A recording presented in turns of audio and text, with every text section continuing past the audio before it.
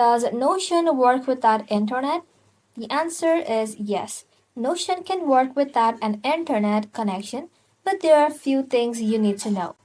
Notion now supports offline access, allowing you to open and edit selected page even when you're not connected to the internet.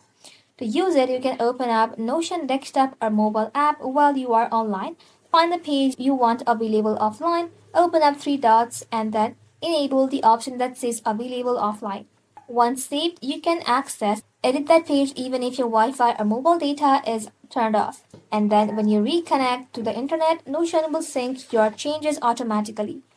Just remember, not everything will work normally offline. Some features that require an active internet connection may remain unavailable until you reconnect.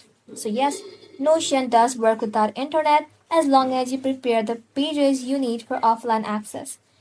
Thank you for watching. If this video was helpful, consider subscribing to our channel and liking this video.